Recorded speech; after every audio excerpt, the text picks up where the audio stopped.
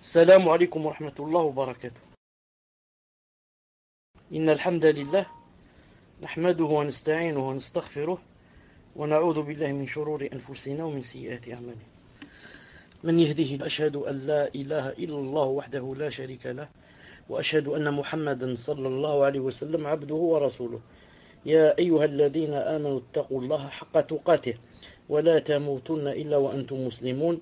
يا أيها الناس اتقوا ربكم الذي خلقكم من نفس واحدة وخلق منها زوجها وبث منهما رجالا كثيرا ونساء واتقوا الله الذي تساءلون به والأرحام إن الله كان عليكم رقيبا.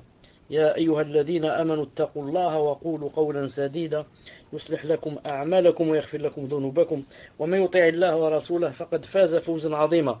ألا إن أصدق الكلام كلام الله وخير الهدي هدي محمد صلى الله عليه وسلم وشر الأمور محدثاتها وكل محدثة بدعة وكل بدعة ضلالة وكل ضلالة في النار. أما بعد, حياكم الله تعالى en cette soirée du mercredi 9 Rajab 1433 correspondant au 30 mai 2012 bi'idhnillahi ta'ala. Toujours avec le livre Les signes de la fin des temps. Nous sommes inchallah ta'ala aujourd'hui au 32e signe qui est la disparition des vertueux. La disparition des vertueux. Parmi les signes de la fin des temps, il y a la disparition des vertueux, la diminution des gens de bien et la multiplication des malfaiteurs, à tel point qu'il ne restera que les pires hommes. C'est sur eux que viendra l'heure. Abdullah ibn Amr rapporte radiyallahu ta'ala anhu, que le messager sallallahu alayhi wa sallam a dit: La taqumu as-sa'a, l'heure ne viendra pas, hatta ya'khudha Allahu sharitatahu min ahli al-ard. L'heure ne viendra pas jusqu'à ce qu'Allah ta'ala reprenne son élite parmi les gens de la terre. Fayibqa fiha ajaja. Quand Allah Ta'ala prendra l'élite, il ne restera plus que les racailles. La ya'rifuna ma'rufan wa la yunkiruna munkaran. Il ne restera plus que les racailles qui ne commanderont aucun bien et ne réprouveront aucun mal. Hadith rapporté par Ahmed et Ahmed Shakir a dit: sa chaîne de transmission est authentique. Dans le Musnad, vous le trouverez dans le tome 11, page 181-182. C'est-à-dire qu'Allah subhanahu wa ta'ala prendra les gens de bien et de religion. Il ne restera plus que la racaille parmi les gens, les pires hommes et ceux en qui il n'y a aucun bien. Cela se déroulera quand la science disparaîtra et que les gens prendront des chefs ignorants qui émettront des avis juridiques sans aucune connaissance. Amr ibn Shu'ayb radiyallahu ta'ala anhu rapporte de son père, qui le tient de son grand-père, que le prophète sallallahu alayhi wa sallam a dit: Ya'ti ala an-nasi zaman, les gens connaîtront une époque, yugharbalouna fiha gharbala, où ils seront passés au crible, yabqa minhum huthalatun, ils seront passés au crible, durant laquelle il ne restera d'entre eux que des crapules. يبقى منهم حثالة قد مرجت عهودهم وأمانتهم. Il ne restera d'entre eux que des crapules dont les promesses et les responsabilités se seront corrompues. واختلفوا فكانوا هكذا وشبك بين أصابعه, et qui seront mêlés l'un à l'autre de sorte qu'ils soient ainsi, et il croisa les doigts sallallahu alayhi wa sallam. La disparition des vertueux aura lieu lorsque les péchés se feront nombreux et que la recommandation du bien sera délaissée, ainsi que la réprobation du mal. Car quand les vertueux voient un mal et n'essayent pas de le changer, et que la corruption se propage, le châtiment les touchera, ainsi que les autres quand il arrivera. Conformément au hadith dans lequel le prophète alayhi salam fut questionné, vous connaissez le hadith tous, lorsqu'on lui a dit: périrons-nous je crois que c'est Aïcha radiallahu ta'ala qui a dit cela. Périrons-nous alors qu'il y a des vertueux parmi nous? Il répondit oui, si la turpitude abonde. Oui, si la turpitude abonde, rapporté par le Bukhari. Donc la disparition des vertueux est un signe, parmi quoi? Parmi les signes de la fin des temps. D'ailleurs, vous connaissez tous le hadith authentique de Anas, qui a dit que le prophète sallallahu alayhi wa sallam avait dit qu'il n'y a pas un jour qui passe sans que celui qui va venir après sera pire. Il n'y a pas un jour qui passe sans que celui qui viendra après ne soit pire. Subhanallah al-Azim. Et Subhanallah al-Azim, c'est exactement comme a dit le prophète sallallahu alayhi wa sallam. Ici, il faut comprendre pire, c'est pas dans la dunya, mais plutôt dans la science. Il n'y a pas un jour qui passe sans que celui qui va venir après, il y aura moins de science. Subhanallah al-Azim. Vous voyez maintenant, par exemple, au temps des Sahaba, c'était tous des savants. Ensuite, après eux, il y a eu les grands savants, des grands rites. Ensuite, parmi eux, les fils des Tabi'in, etc. Subhanallah al-Azim. Il y avait plein de savants. Au temps de Ibn Taymiyyah, plein de savants. Au temps de Ibn al-Qayyim, al-Muhim. Maintenant, les savants, comme vous remarquez, ça se compte sur les bouts des doigts. Il y a des pays, subhanallah, plein de pays musulmans, il n'y a même pas un savant. Vous savez ça? Plein de pays musulmans, où il n'y a même pas un savant, un seul, c'est pas deux. Un seul, quand je dis savant, vous savez ce que ça veut dire savant? Un seul, il n'y en a pas, subhanallah al-Azim. Donc c'est comme a dit le prophète, sallallahu alayhi wa sallam, il n'y a pas un jour où le jour qui va venir ne soit pire. Alors qu'en est-il? Qu'en sera-t-il d'ici 100 ans, d'ici 200, 300 et comme ça? Ça ne se contredit pas avec le hadith du prophète sallallahu alayhi wa sallam authentique qui dit que tous les 100 ans, Allah Ta'ala enverra à la nation quelqu'un qui va le renouveler quoi? Leur religion. Ça ne se contredit pas. C'est quelqu'un qui vient tous les 100 ans. Ensuite, parmi toute la nation, qu'est-ce qu'il peut faire? Ça, il va renouveler le din. Mais, qu'est-ce qu'on va dire? Mais la science, les savants, il n'y en aura pas, comme il y avait à la première époque. Parmi les signes aussi de la fin des temps, il y a l'élévation des plus vils des hommes. L'un des signes de la fin des temps est que les gens les plus vils soient au-dessus des vertueux. Et ce sont eux qui monopolisent leurs affaires. Ainsi, la direction des biens sera entre les mains des faibles d'esprit et des racailles, ainsi que de ceux en qui il n'y a aucun bien. Cela relève de l'inversement des notions. Les notions vont s'inverser et du changement de situation. C'est de plus une chose à laquelle on assiste à notre époque. Même à notre époque, subhanallah, on assiste à cela. À savoir que de nombreux dirigeants et gens de pouvoir et de responsables sont les moins vertueux et les plus ignorants. Alors qu'il faudrait mettre en avant les pieux et les religieux à la tête du pouvoir. Les meilleurs hommes et les plus nobles sont ceux attachés à la religion et les pieux, comme dit Allah subhanahu wa ta'ala, Inna akramakum indallahi atqakum. Certes, le plus noble d'entre vous auprès d'Allah est le plus pieux. Al-Hujurat 13. C'est pour cette raison que le prophète sallallahu alayhi wa sallam ne confiait les commandements vertueux aux savants. Il en était de même pour ses califes après lui. Les exemples de cela sont nombreux. Al-Bukhari rahimahullah rapporte d'après Hudayfa radiyallahu ta'ala anhu que le prophète sallallahu alayhi wa sallam dit aux gens de Najran, un jour il leur a dit: La ab'athanna ilaykum rajulan aminan haqa amin. Je vous enverrai certes un homme de confiance, vraiment de confiance. Fastashrafa laha ashabun nabi sallallahu alayhi wa sallam faba'atha Abu Ubayda. Alors les compagnons du prophète sallallahu alayhi wa sallam voulurent être cette personne, auraient aimé être cette personne. mais il leur envoya Abu Ubaïda. Abu Ubaïda, rapporté par le Bukhari. Donc, Rasoul sallallahu alayhi wa sallam, quand il leur a envoyé quelqu'un, pour lui donner une responsabilité, il leur envoyait qui? Quelqu'un de confiance, vraiment de confiance. D'ailleurs, voici quelques hadiths montrant que les racailles seront élevés et que cela fait partie des signes de la fin des temps.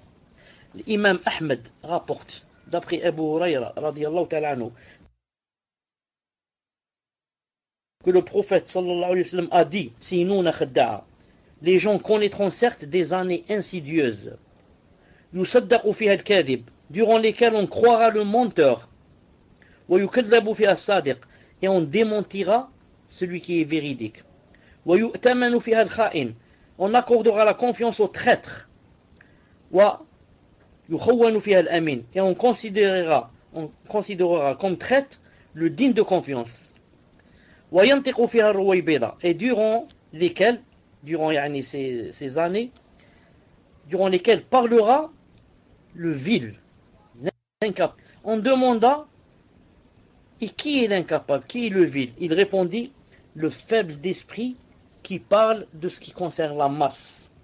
Le faible d'esprit qui va parler dans les choses qui concernent la masse. Rapporté par Ahmed, tome 15, page 37-38, et Ahmed Shakir a dit, la chaîne de transmission est fiable, et le texte est authentique, Ibn Kathir aussi a dit, c'est une bonne chaîne de transmission, mais ils ne l'ont pas rapporté de cette façon. Al-Muhim. Donc, ça fait partie aussi des fins des temps, que les gens les plus vils, s'élèvent sur les autres, et que la personne la plus vile, et qui n'a aucune science, va parler dans des choses très importantes, et des gens de masse. Des gens, va parler des affaires de la masse.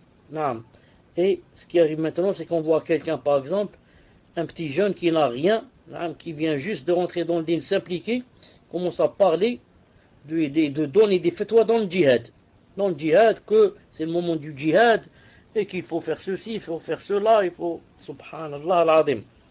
C'est donc le faible d'esprit qui va se prononcer, comme a dit le prophète sallallahu alayhi wa sallam. Et on va trouver dans le hadith de Jibril, le hadith long de Jibril, où le prophète sallallahu alayhi wa sallam a dit, وَلَكِنْ سَأُحَدِّثُكَ عَنْ أَشْرَاطِهَا, lorsqu'il lui a dit, cependant je vais te parler de ces signes, avec Jibril, il lui a dit, je vais te parler de ces signes. Il a dit, وَإِذَا كَانَتِ الْعُرَاتُ الْحُفَاتُ رُؤُوسَ النَّاسِ, il a dit, et lorsque les va nu-pieds seront à la tête des gens. Il a dit, فَذَاكَ مِنْ أَشْرَاطِهَا, cela fait partie de ces signes. Lorsque tu verras que les va nu-pieds auront des responsabilités et seront à la tête des gens, ça fait partie de quoi? De la fin des temps. Hadith rapporté par Muslim, tome 1, page 163. Et Omar ibn Khattab rapporte que le messager sallallahu alayhi wa sallam a dit, min ashrat as-sa'a, parmi les signes de l'heure, an yaghliba ala ad-dunya Luka ibn Luka. Parmi les signes de l'heure, il est que l'abject, fils d'abject, domine le monde. Quelqu'un d'abject qui n'a aucune valeur. Même son fils, même son père n'avait aucune valeur, et celui-là, il va dominer le monde.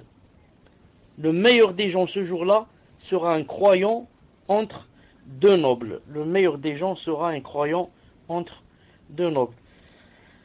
Subhanallah al-Azim, vous avez remarqué maintenant, ceux qui dominent le monde, si vous allez voir c'est qui, vous allez trouver que ce sont des abjects fils d'abjects. Non, des abjects fils d'abjects. Même des koufars, même des plein de souillures dans le cœur, souillures dans le corps.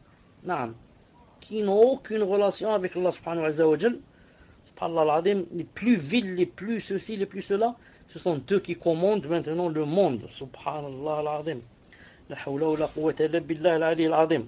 Maintenant, il y a même des femmes qui dominent le monde, comme la ministre des Affaires étrangères des États-Unis, Clinton. Subhanallah al-Azim.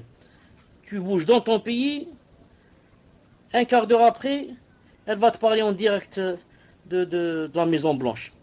Elle va te dire, je n'aimerais pas ceci et cela, on est contre ceci et cela, on ne voudrait pas ceci et cela. Dans ton pays, subhanallah al-azim, comment c'est devenu le monde maintenant? S'il y avait encore, naam, s'il y avait, marqué la Angel ou là, comment qu'elle s'appelle, des États d'Allemagne, et l'autre, la présidente d'Europe, Ashton, ou je ne sais pas comment qu'elle s'appelle. Maintenant, subhanallah al-azim, des femmes yani, qui commandent le monde. Si Omar ibn Khattab était toujours vivant, naam, il leur aurait montré qu'est-ce que ça veut dire yani, une femme comme ça qui nous commande, subhanallah al-azim, qui rentre dans nos problèmes. Ma'alish, nous yani, on patiente, Allah subhanahu wa ta'ala fera une solution aux musulmans. Car jamais les kuffars ne seront sur le musulman. Jamais ils ne seront au-dessus d'eux. Comme a dit Allah Ta'ala dans le Coran. Jamais Allah Ta'ala ne fera de sorte que les kuffars seront sur les musulmans, au-dessus d'eux. Naam. Viendra le temps où ça se retournera contre eux, bi'idhnillahi ta'ala. Il suffit juste que nous, on revienne à notre religion. C'est pas parce qu'Allah Ta'ala les a aimés qu'il leur a donné ça. C'est nous, parce qu'Allah Ta'ala est en colère contre nous qui nous a fait ça. Il nous punit, il nous châtie. Il nous dit, vous ne voulez pas revenir vers votre religion, vous ne voulez pas pratiquer. Comme l'a dit dans le hadith,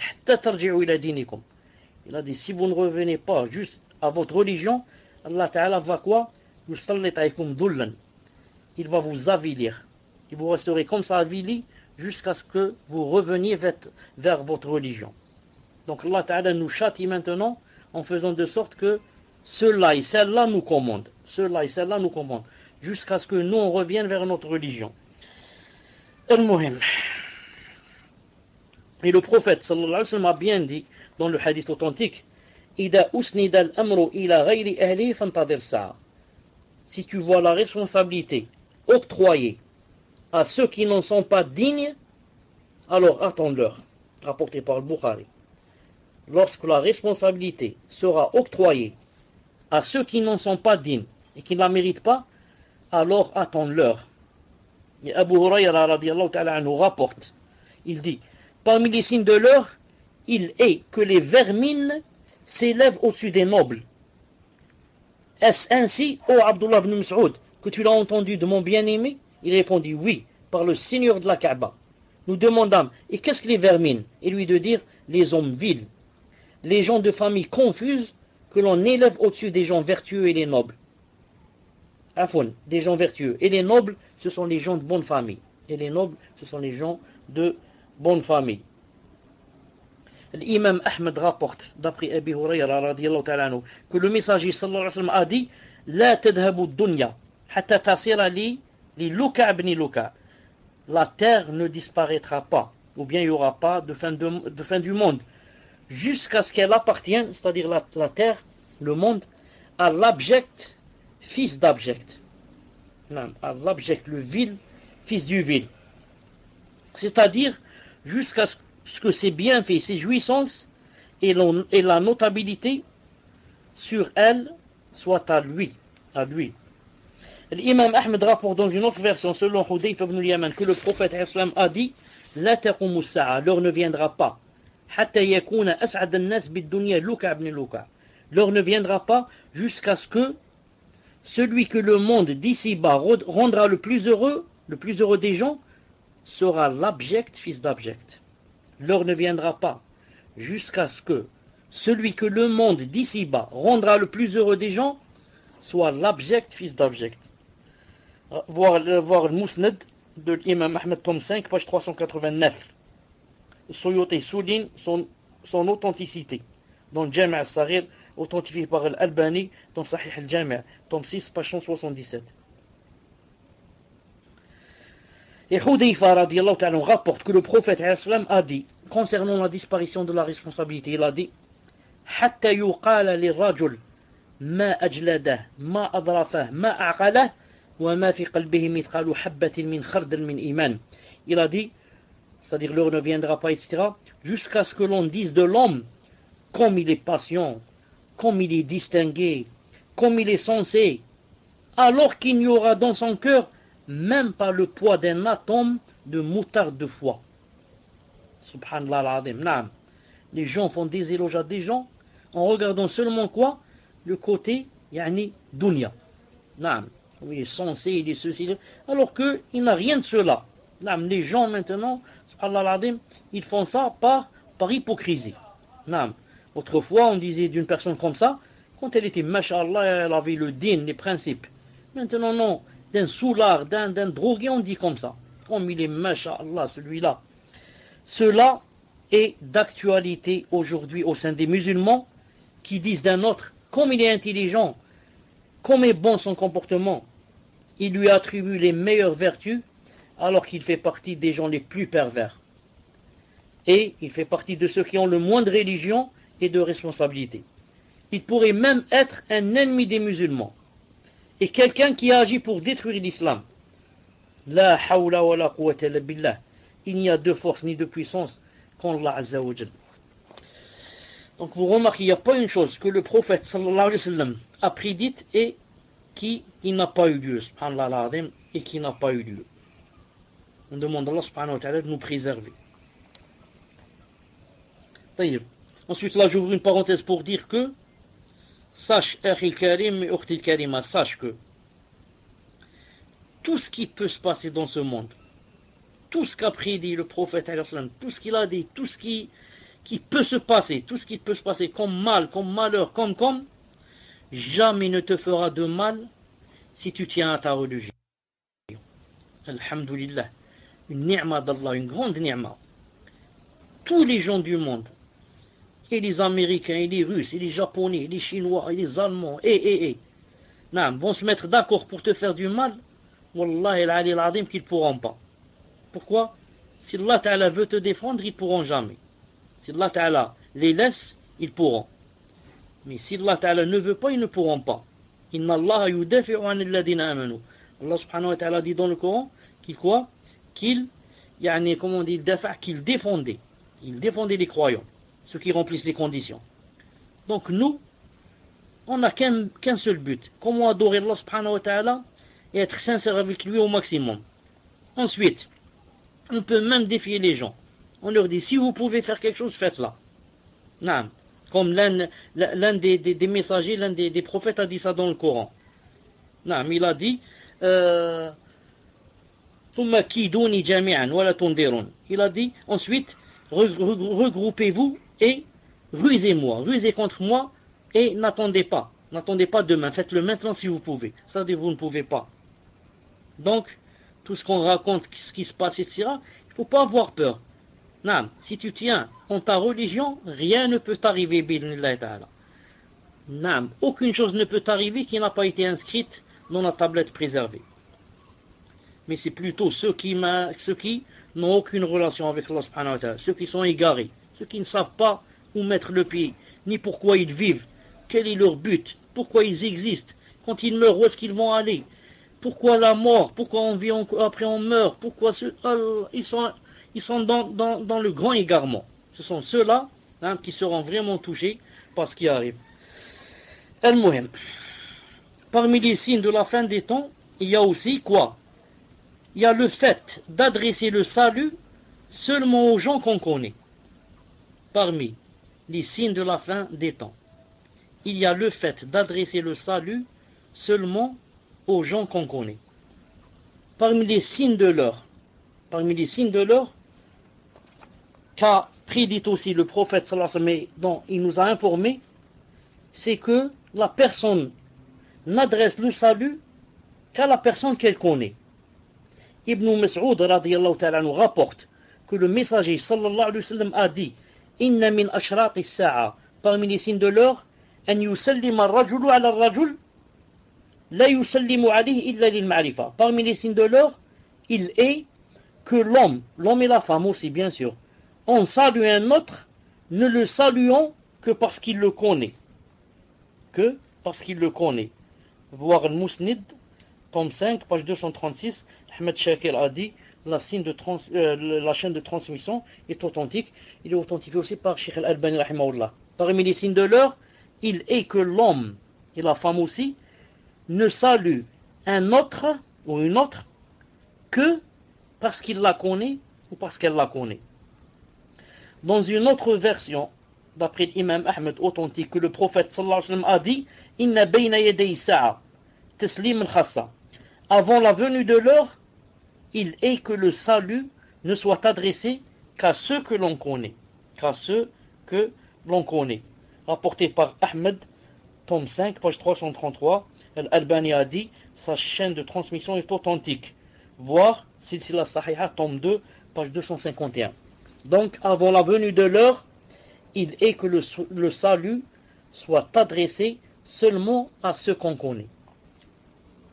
C'est une chose que l'on remarque à notre époque, car beaucoup de gens ne saluent que ceux qu'ils connaissent, ce qui est contraire à la sunna, puisque le prophète sallallahu alayhi wa sallam a incité d'adresser le salut à celui que l'on connaît et comme à celui que l'on ne connaît pas, vu que cela permet de propager l'amour entre les musulmans, amour qui mène à la foi, qui permet d'entrer au paradis.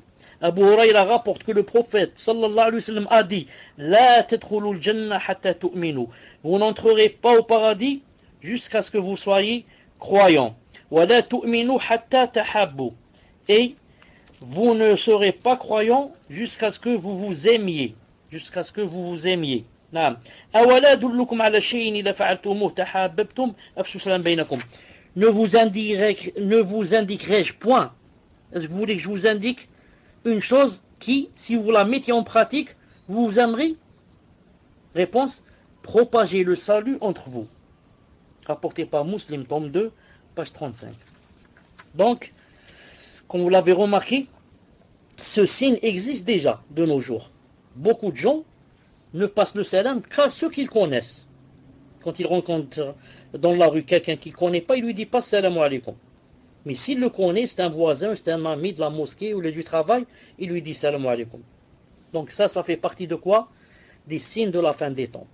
Alors que, au temps du prophète sallallahu alayhi wa sallam, comme vous savez, toute personne qui passe, qui rencontre une autre, il lui dit salam alaikum wa rahmatullah. Vu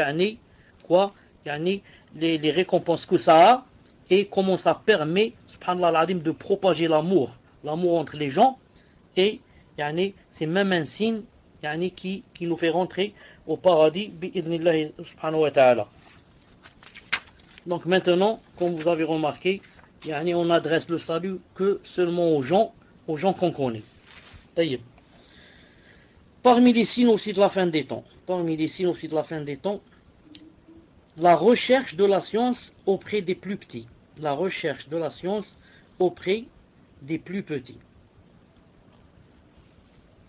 L'imam Abdullah ibn al-Mubarak rapporte, avec sa propre chaîne de transmission, d'après Abu Ubayya al-Jumahi radiyallahu ta'ala anhu, que le prophète a dit Inna min ashrati as-sa'a thalathan. Trois choses font partie des signes de l'heure. Ihdahunna an yultamas al-ilm inda as-sagha'ir. L'une de ces trois choses est que l'on recherche la science auprès des plus petits. L'imam Abdullah ibn al-Mubarak rahimahullah, fut questionné au sujet des plus petits. C'est quoi les plus petits? Il répondit, ce sont ceux qui parlent avec leur opinion. Quant aux plus petits, duquel le plus grand rapporte, c'est-à-dire une parole ou un hadith, il ne s'agit pas d'un petit. Quant aux plus petits, qui rapporte quelque chose, d'un plus grand, ça, ce n'est pas un petit. Il a dit également, le savoir leur est parvenu de la part des plus petits d'entre eux, c'est-à-dire les innovateurs. Quant à Ibn Mas'ud, radiyallahu ta'ala anhu, il dit, les gens ne cesseront d'être dans le bien tant que la science leur proviendra des compagnons du prophète sallallahu alayhi wa sallam et de leurs aînés. Mais quand le savoir va leur arriver de la part de leurs cadets et que leurs passions divergeront, alors ils périront. Ce hadith se trouve dans Zoud, page 281-815. Rapporté par Tabari dans le Kabir et l'Awsat, ainsi que Abd al-Razzaq dans son Musannaf, en des termes proches, et sa chaîne de transmission est authentique, conformément aux normes de Muslim, voir Ithaf Jama'a, page 424. Donc parmi les signes aussi de la fin des temps, c'est quoi? C'est que la personne prenne la science des petits ici, ou bien ça veut dire, comme ils ont dit ici, ça veut dire les innovateurs, ou bien des petits d'âge, comme a dit Abdullah ibn Mas'ud radiyallahu ta'ala anhu. Et nous on va prendre les deux avis, on va joindre entre les deux et dire, ce sont les deux à la fois. Quand on laisse les gens de la sunna et on prend de la bid'a, des gens de la bid'a, c'est ainsi de la fin des temps. Et quand on laisse les grands savants et on prend de quelqu'un qui connaît juste quelques hadiths, cela fait partie de quoi? Des signes de la fin des temps aussi. N'empêche que, comme disent les savants, n'empêche que si dans une ville il y a quelqu'un qui a seulement un peu de science et qu'il n'y a personne d'autre, il y a seulement celui-là, et que c'est pas possible de contacter les grands, dans ce cas c'est permis de prendre de quoi? De ce petit. Pourquoi? Il n'y a que lui. Et l'obligatoire ne peut être fait qu'en suivant quoi? Cette personne. Et dans ce cas, suivre cette personne devient obligatoire. D'après la règle, mais le problème c'est où? Quand il y a ce petit, il y a le grand savant ou plus savant que lui dans le même pays ou la même ville. On laisse le grand et on va vers le petit. C'est là qu'on est rentré dans un des signes de la fin des temps. Mais s'il n'y en a pas, comme j'ai dit, on est excusé. Au lieu de chercher tout seul, moi qui suis un ignorant, alors qu'il y a quelqu'un dans ma ville qui connaît mieux que moi, qui a avancé beaucoup plus que moi, qui est plus ancien que moi, et je vais prendre de moi-même et suivre mon raisonnement, etc.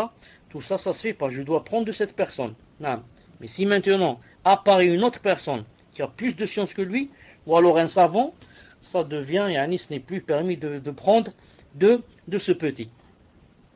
Ensuite, le petit, quand on va prendre le petit d'âge, on va trouver que la plupart des temps, le petit d'âge, quand je dis le petit d'âge, ça veut dire le jeune, même s'il a de la science, il lui manque quelque chose. Qu'est-ce qui lui manque? Il lui manque l'expérience. Vous avez compris? Il lui manque l'expérience. Et l'expérience dans la religion, dans notre religion, existe. Et ceux qui ont parlé de l'existence de l'expérience ont cité deux choses. Ont cité le cas de Aïcha, lorsqu'elle est sortie pour aller aux toilettes et qu'elle a glissé. Et celle qui était avec elle a dit Ta'isa Mistah. Ils ont dit donc, il y avait cette expérience. Et le deuxième cas, ils l'ont pris de quoi? Du hadith du prophète sallam quand il est monté dans les cieux. Et quand il a rencontré alayhi salam, il lui a dit combien Allah Ta'ala t'a commandé de salat. Il lui a dit 50, ensuite il lui a dit monte pour qu'il descende. Qu'est-ce qu'il lui a dit Moussa alayhi salam? Il lui a dit j'ai déjà souffert avec Ben Israël. Il lui a dit j'ai l'expérience. Il lui a dit jarrabtu an-nas qablak. J'ai déjà testé toi, j'ai l'expérience. Le jeune, même s'il a de la science, des fois il n'a pas l'expérience. Et quand il n'a pas l'expérience, qu'est-ce qui va se passer? Il peut se passer que il va dire tout ce qu'il connaît.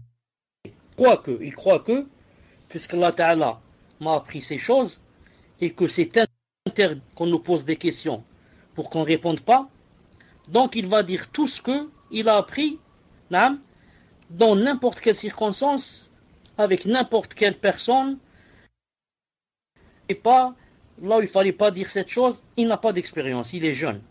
Il croit que tout ce qu'on a appris, on doit le dire. On doit le dire n'importe où et à chaque moment et comme ça. Alors qu'il y a des choses qu'on connaît et qu'on doit pas dire, par exemple, t'assises là, ou qu'on ne doit pas dire à cette personne. Regardez par exemple Abdullah ibn Abbas, radiyallahu ta'ala anhu.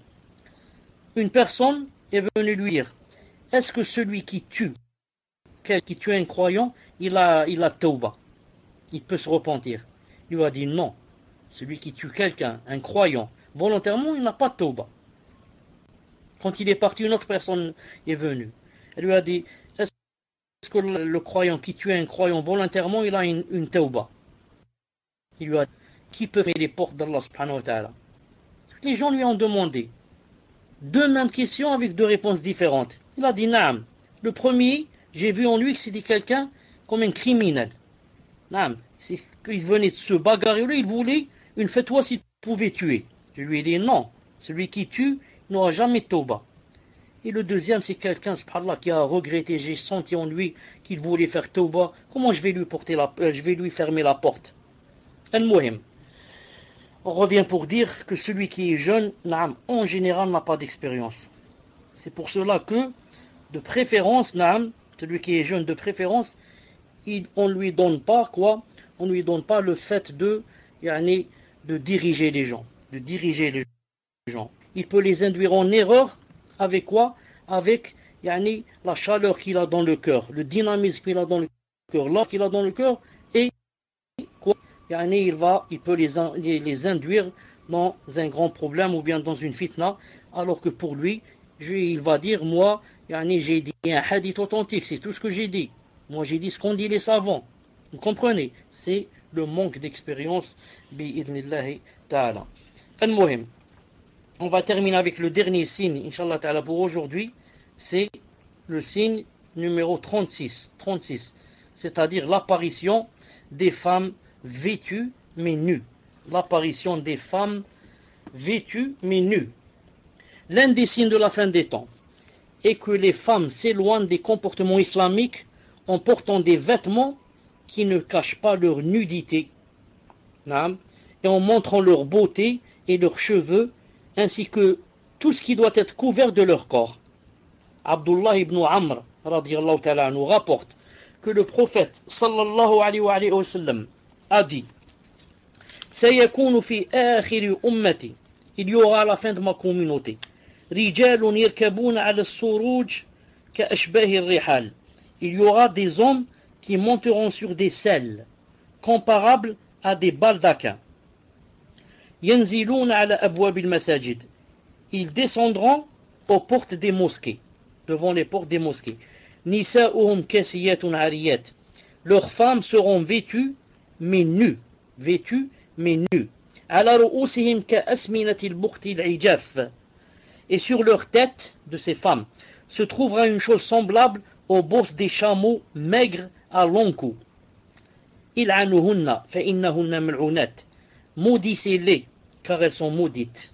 Maudissez-les car elles sont maudites. لو كانت وراءهم أمة من الأمم لخدمنا نساؤكم نساءهم كما خدمناكم كما يخدمنكم نساء الأمم قبلكم.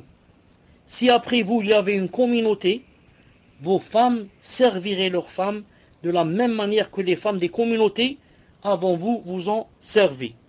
Rapporté par Ahmed et Ahmed Shakir a dit, la chaîne de transmission est authentique, tome 12, page 336. Tome 12, page 36. Taïb. Selon une version rapportée par Al-Hakim, le prophète alayhi salam a dit: سيكون في آخر هذه الأمة رجال يركبون على المياثير حتى يأتوا أبواب مساجدهم نساؤهم كسيات عريات. Il y aura à la fin de cette communauté des hommes qui monteront sur des selles confortables. Certains ont dit des voitures, des selles confortables, jusqu'à arriver aux portes de leur mosquée. Leurs femmes sont vêtues, ou elles seront vêtues, mais toutefois nues. Abu Hurayra rapporte que le prophète sallallahu alayhi wa sallam a dit: Sinfani min ahli an-nar lam arahuma. Il y a deux catégories de gens de l'enfer que je n'ai pas encore vues. Qawmun ma'ahum siyatun ka'adhnab al-baqar yadribuna biha an-nas. Des gens, première catégorie, des gens qui ont avec eux des fouets comparables aux queues de vache, avec lesquels ils frappent les gens. Deuxième catégorie, wa nisa'un kasiyatun ariyatun mumilatun ma'ilat, et des femmes vêtues et pourtant nues, penchées et faisant pencher. Ru'usuhunna ka'asminati al-bukhti al-ma'ila, leurs têtes sont comparables aux bosses penchées des chameaux à long cou. La yadkhulna al-jannah, elles n'entreront pas au paradis. Wa la yajidna rihaha, et ne sentiront pas son odeur. Wa inna rihaha la tujad min masirati kada wa kada, bien que son odeur soit sentie d'une distance telle et telle. Rapporté par Muslim, tome 17, page 190. Taïb, ce qui nous intéresse ici, la deuxième catégorie. Et il y aura des femmes vêtues, et pourtant nues, vêtues et nues en même temps, penchées et faisant pencher. Leurs têtes sont comparables aux bosses penchées des chameaux à long cou. Elles n'entreront pas au paradis et ne sentiront pas son odeur. Que veut dire ici? Yani, pencher et quoi? Et faisant pencher. Pencher et faisant pencher. 4 avis sont émis pour expliquer le sens de pencher faisant pencher. Premier avis, pencher, elles sont penchées ces femmes-là, c'est-à-dire elles ont dévié de l'obéissance d'Allah Azza wa Jal. Et ce qu'il convient de préserver de la chasteté et autres. Elles sont penchées. Et faisant pencher, elles font pencher, donc ces femmes-là, elles sont penchées et en même temps elles font pencher. Qu'est-ce que ça veut dire elles font pencher? Elles apprennent aux autres ce qu'elles font. Donc comprenez, elles-mêmes, elles sont loin de la charia et de l'obéissance d'Allah, et en même temps elles apprennent à d'autres femmes. Voilà comment qu'il faut faire, voilà comment il faut profiter de la vie, voilà comment on fait avec un homme, voilà comment on fait, etc. Deuxième cas, deuxième avis. Qu'est-ce que ça veut dire pencher? Pencher, c'est-à-dire se pavanant dans leur démarche en balançant leurs épaules. Quand elles marchent, elles se pavanent et quoi? Et balancent leurs épaules. Troisième avis, pencher, c'est-à-dire elles se coiffent d'une coiffure penchée. C'est pour ça que les savants ont interdit à la femme qu'elle se coiffe en faisant l'arrêt comme ça sur le côté. Et elle fait descendre comme ça une mèche sur son front. Et il a dit, elle se coiffe d'une coiffure penchée. C'est la coiffure des prostituées qui leur est propre. Et faisant pencher aussi, qu'est-ce que ça veut dire? Ça veut dire, elles coiffent les autres de cette même coiffure. Donc, quand elles font la faute, elles l'apprennent aussi aux autres. Tout ce qu'elles font comme faux, elles l'apprennent aussi aux autres. Et dernier avis, elles ont un penchant pour les hommes et les font pencher. Elles ont en même temps un penchant pour les hommes et en même temps elles font pencher les hommes de ce qu'elles montrent de leur beauté et autres. De ce qu'elles montrent de leur beauté et autres. Voir l'explication de Nawawi dans Sahih Muslim, tome 17, page 191. Abu Hurayra rapporte, parmi les signes de l'heure, il est qu'apparaissent des vêtements que porteront des femmes vêtues mais nues. Vêtues mais nues. Ces hadiths, voilà le dernier que je viens de citer, l'Haythami a dit, on le retrouve en partie dans le Sahih. Et les transmetteurs sont ceux de Sahih. Si ce n'est Mohammed ibn al-Harith ibn Sufyan qui est digne de confiance. Voir Mujma' al-Zawaid, tome 7, page 327. Al-Muhim. Ces hadiths font partie des miracles de la prophétie. Car ce dont nous a informé le prophète islam, c'est produit. C'est produit avant notre époque et il est encore plus manifeste de nos jours. Plus manifeste de nos jours. Le prophète a appelé cette catégorie de femmes vêtues nues. Le prophète a appelé cette catégorie de femmes, comment qu'ils appelaient? Vêtues nues. Parce qu'elles portent des vêtements, mais malgré cela, elles sont nues. Car leurs vêtements ne remplissent pas le rôle de dissimulation du fait qu'ils sont fins et transparents. Comme la plupart des vêtements de femmes à notre époque. On a dit également que le sens de vêtue nue, ça veut dire elle vêt son corps,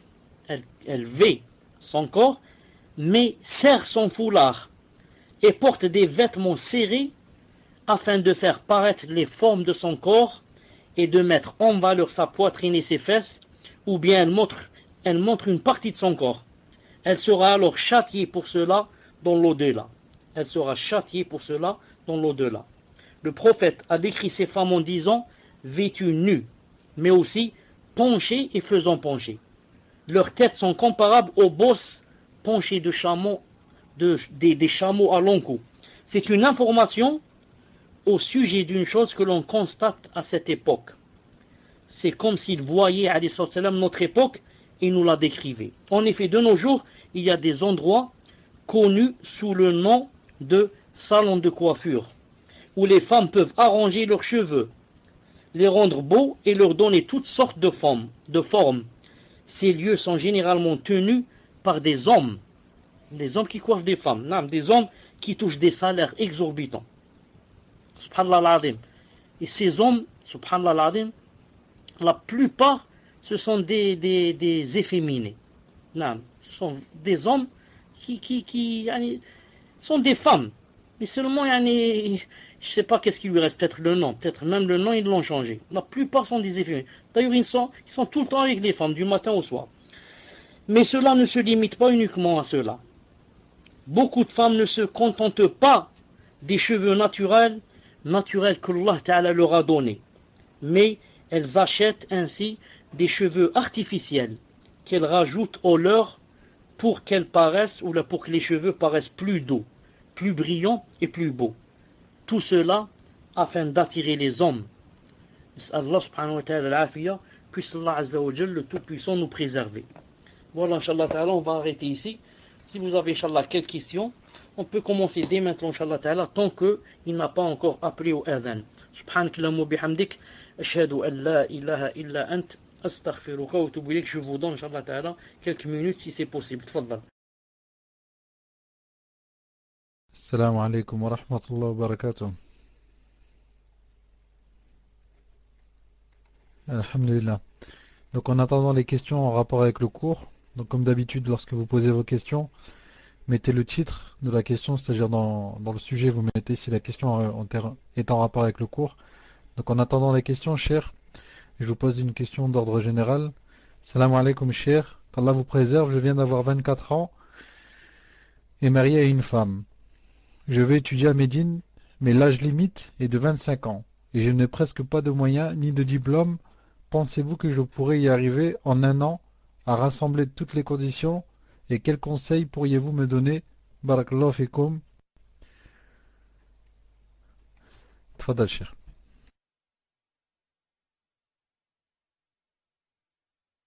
Wa alaykum salam wa rahmatullahi wa barakatuh. Afwan, je n'ai pas entendu la moitié de la question du début, car il y avait des sauts, comme ça sautait. Tfaddal. Wa alaykum salam, qu'Allah vous préserve, amin, et vous de même. J'espère, Afwan, je viens d'avoir 24 ans et marié à une femme. C'est pas la peine d'ajouter à une femme. Un homme se marie à une femme. Il dit je suis marié, c'est tout. Je veux étudier à Médine. Non. Mais l'âge limite est de 25 ans. Et je n'ai presque pas de moyens ni de diplôme. Pensez-vous que je pourrais y arriver en un an à rassembler toutes les conditions et quels conseils pourriez-vous me donner? Barakallahu fikum. Le conseil que je donne, c'est que la personne doit faire, Inch'Allah ta'ala, tous ses efforts pour essayer de remplir les conditions. Donc la personne, elle va faire, Inch'Allah ta'ala, tout ce qu'elle peut. Ensuite, si elle arrive, elle va remercier Allah subhanahu wa ta'ala et dire alhamdulillah. Si elle n'arrive pas, elle dit qaddar Allah ma shafa'al. Comme ça, elle va pas avoir des remords et dire je savais pas que si j'avais fait ceci, j'aurais réussi. Donc c'est de ma faute, donc c'est shaitan, ceci, cela, il va avoir des remords. Le prophète a dit dans un hadith authentique, il a dit attendez, je cherche le mot exactement, yataharra al-khayr yu'tah. Comme ça il a dit sallallahu alayhi wa sallam. Wa man yuwaqqa ash-sharr yuwaqqa. Il a dit quiconque fait des efforts pour arriver au bien, au haqq, il arrivera. Il a dit au bien. Man yataharra al-khayr yu'tah. Il a dit quiconque vise le bien et essaye d'y arriver, il arrivera bi'idhnillahi subhanahu wa ta'ala. Sauf si Allah ta'ala ne lui a pas écrit cette chose, ça veut dire que c'est pas un bien pour lui, même si lui il croit que c'est un bien. Naam. Wallahu ta'ala alam, et puisse Allah subhanahu wa ta'ala t'aider. Puisse Allah subhanahu wa ta'ala t'aider et aider tous nos sœurs et nos frères et nos fils et nos filles qui sont avec nous dans le salon. Tfaddal. Question en rapport avec le cours. Assalamu alaikum cher. J'aimerais savoir s'il y a un avis qui autorise de se faire des mèches dans les cheveux. Barakallahu fikum. Tfaddal cher. Naam, en ce qui concerne les mèches, il y a deux avis. Naam. L'avis de la plupart que j'ai lu qui disent que c'est interdit. Ils disent car Yani cette chose-là ne vient pas des sahabiyettes, ni des mères des croyants. Mais ça vient des kafirat et ça vient des fasiqat, qui apprennent ça à nos filles. Ça vient des modes des pays de kuffar. Et c'est peut-être, Wallahu alam, l'avis le plus juste. Et le deuxième avis qui dit que, yani, si elle n'a pas dans son intention que c'est d'imiter les kafirat, et qu'elle veut faire ça seulement par exemple pour son mari. Vous avez compris? Qui ne met pas dans le cœur qu'elle veut imiter les kafirat. Il a dit que c'est permis. Wallahu ta'ala a'lam. Tfadal. Question suivante. Salam alaikum wa rahmatullah. Je souhaiterais savoir par rapport à ce que vous aviez dit dans le cours, si la raie sur le côté et la mèche sur le front est également interdit chez soi, et aussi le chignon haut. Qu'Allah vous préserve et qu'il ta'ala vous accorde le plus haut degré du paradis. Tfadal Cheikh. Naam, pour le chignon, d'après Cheikh Ben Uthaymin rahimahullah, la femme ne doit pas le mettre au-dessus de sa tête, même si elle est seule à la maison.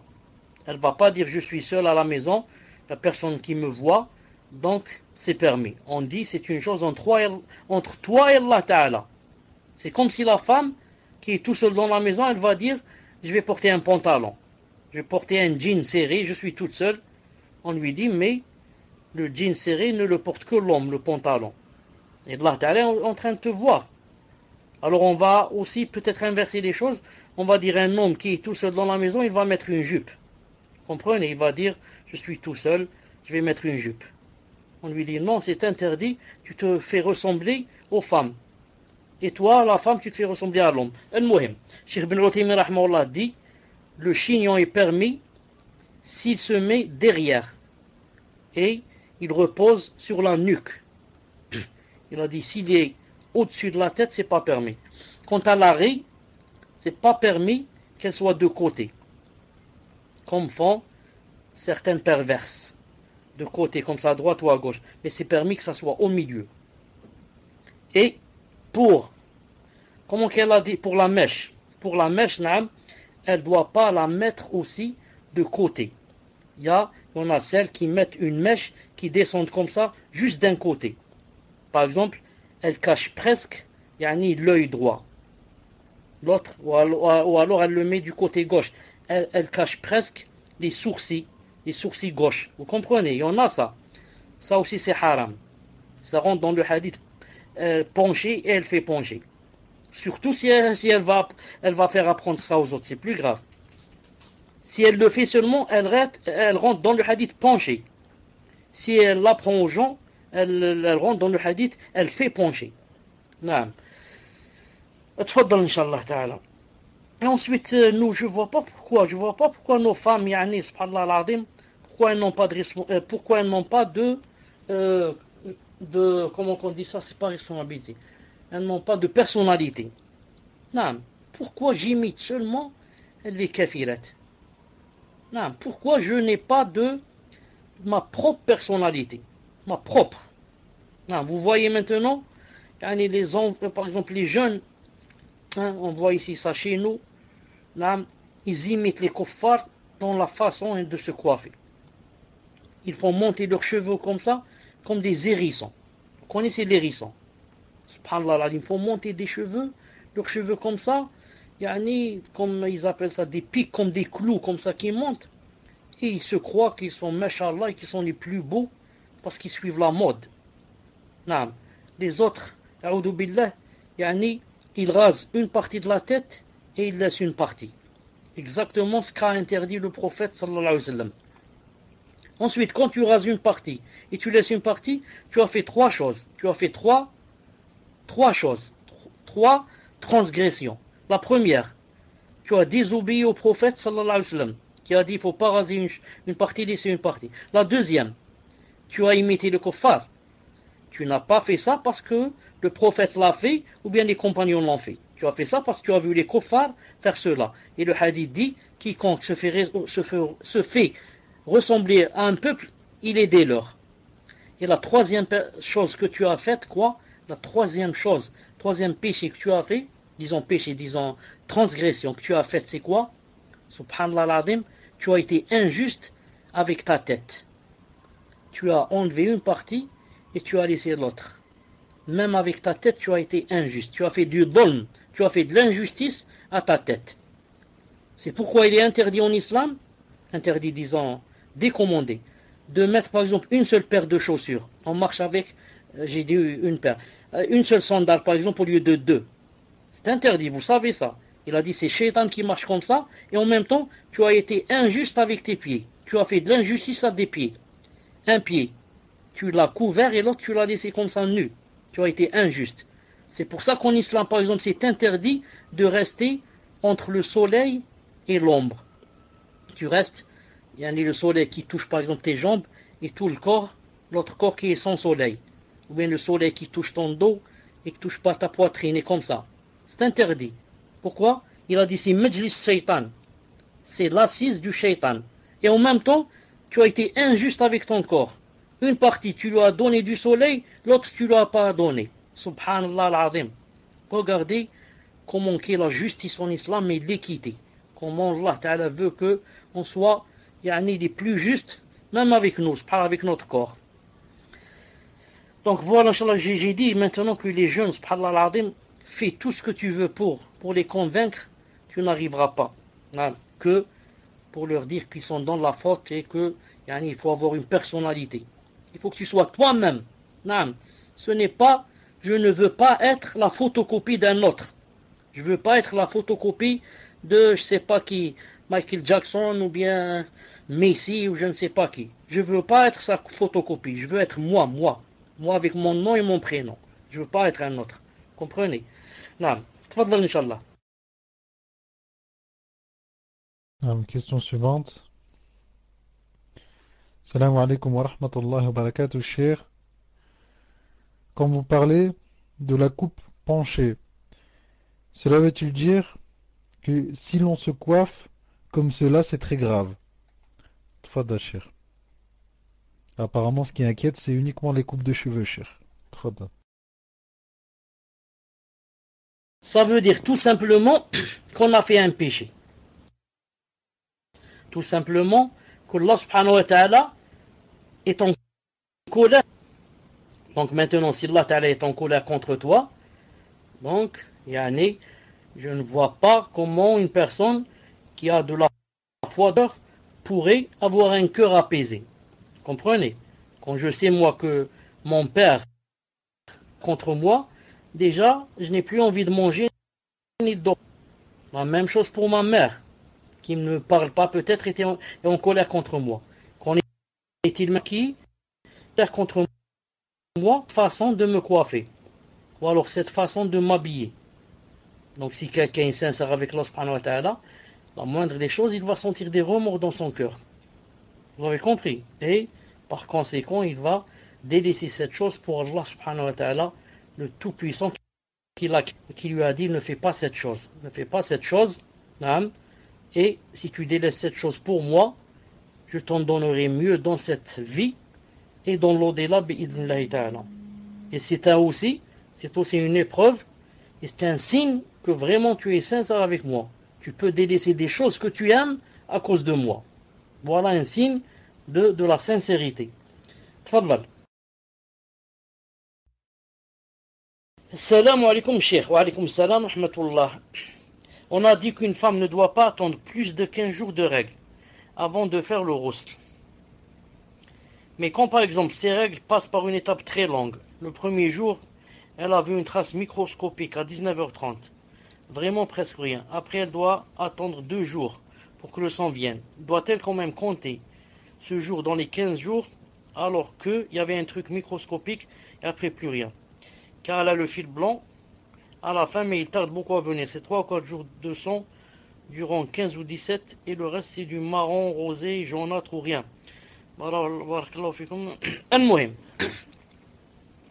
Quand une femme a quelques gouttes de sang et ne sait pas si c'est si ce sont des gouttes de sang de règles ou d'autre chose. Elle doit voir quoi?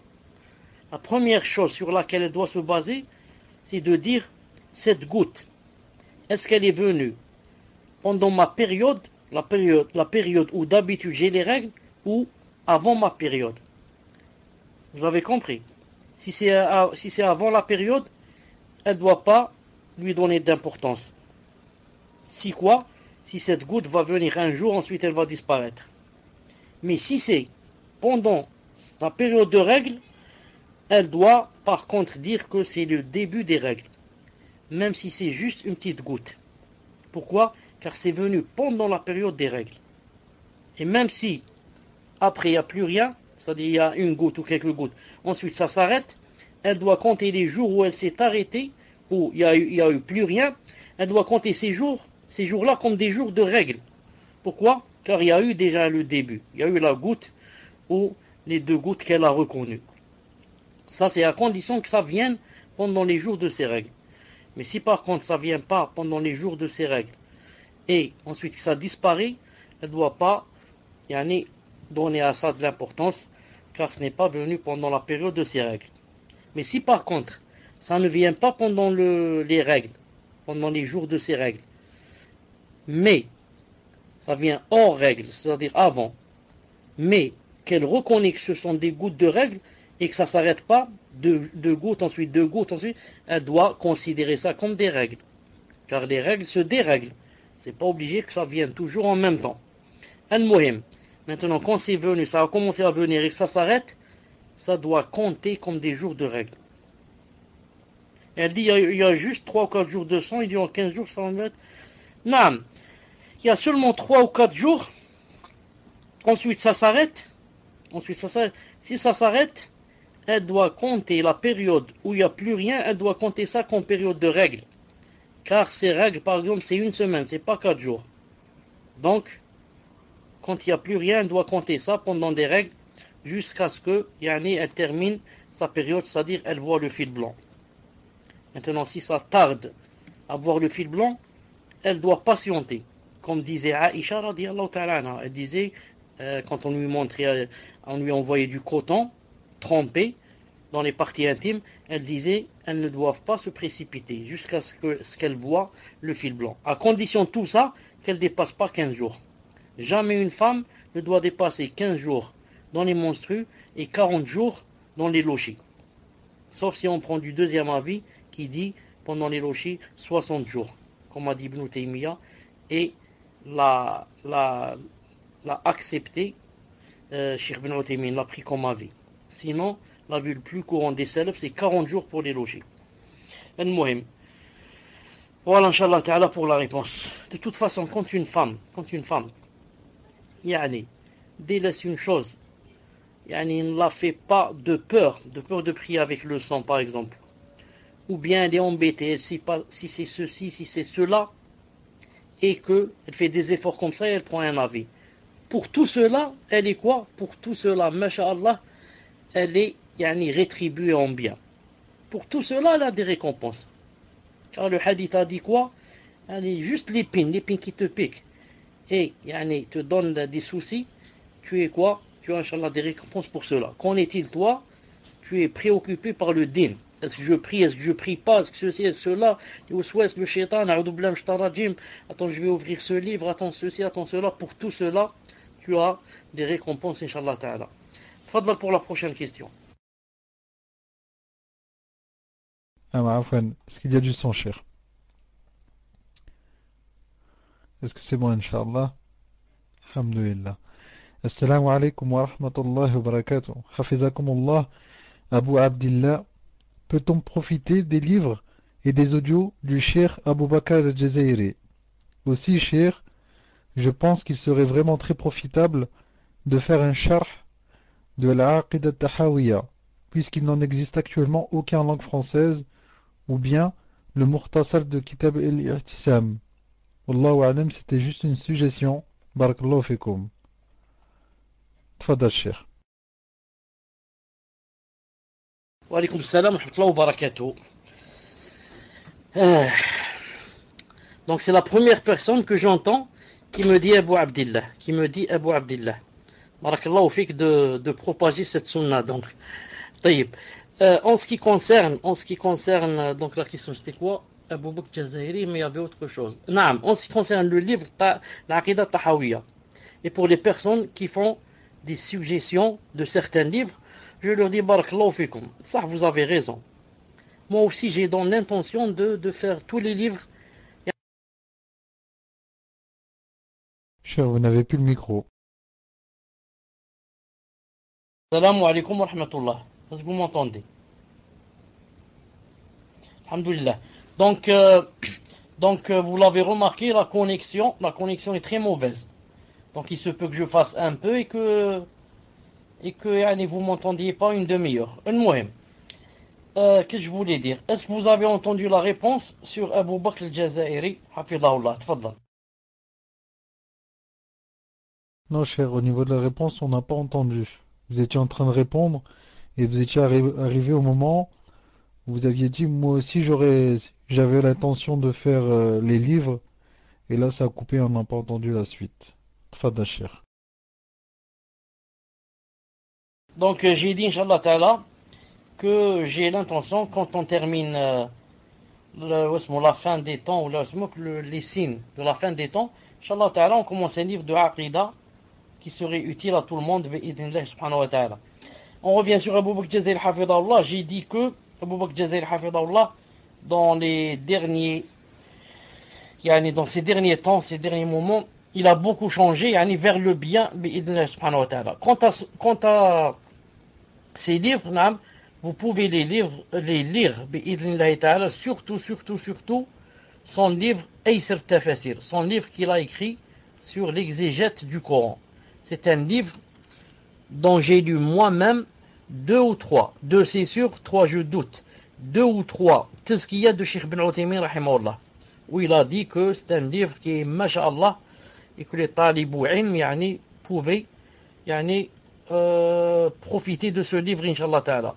Donc c'est un livre qui a au moins 2 Tazkiyat de Cheikh Ibn Uthaymin rahimahullah avant de mourir. Et Tazkiyat pas dans le même livre, je les ai lus dans des endroits, des livres différents de Cheikh Ibn Uthaymin, rahimahullah. C'est un livre de tafsir, mashallah, car il explique le verset, il explique les mots, chaque mot à part, que veut dire ce mot dans la langue arabe.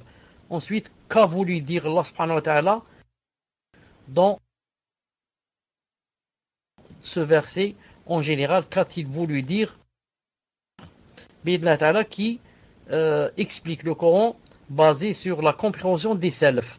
C'est pour ça, si tu vas regarder des versets, tu vas lire les versets où Allah Ta'ala parle de l'établissement du trône, tu vas voir qu'il les a expliqués exactement comme disent les salafs, bi'idhnillah ta'ala.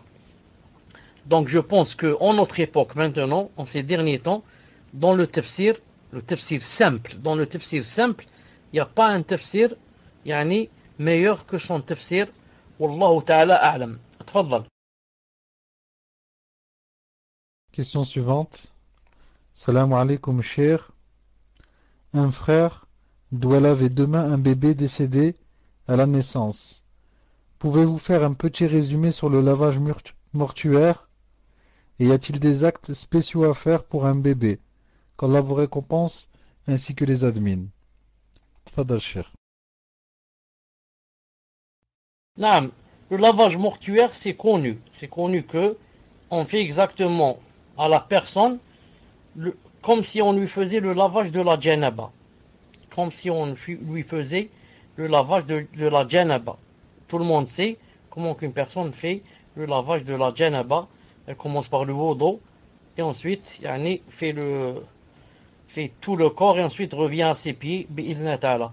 Sauf que pour le bébé, certains ont facilité. On dit que l'essentiel c'est de lui faire un lavage simple comme ça, que l'eau le touche partout. Ensuite on l'enterre, bi'idhnillah ta'ala, car il n'est pas encore, il n'a pas atteint l'âge où Allah ta'ala l'a chargé de l'adorer bi'idhnillah ta'ala. Naam, tfaddal. Question suivante. Assalamu alaikum wa rahmatullahi wa barakatuh. Abu Abdillah hayakumullah. Les chiens de mon mari vivent sur la terrasse, mais ils ne rentrent jamais dans la maison. Quand il les fait sortir, il les fait passer par la terrasse, car je vis au rez-de-chaussée. Est-ce que cela est compté comme s'ils vivaient dans la maison? Les anges rentrent-ils dans la maison, sachant que les chiens vivent sur la terrasse? Je tiens à vous préciser que je ne vis pas dans une villa, et je suis contre le fait qu'ils vivent sur ma terrasse, mais mon mari ne veut pas s'en débarrasser. Malgré toutes les preuves que j'ai pu lui sortir, il ne veut rien écouter et persiste à les garder, et assume de prendre tous les péchés que cela pourrait engendrer. Je ne sais plus quoi faire. Barakallahu fikum wa jazakumullahu khayran. Tfadal Cheikh.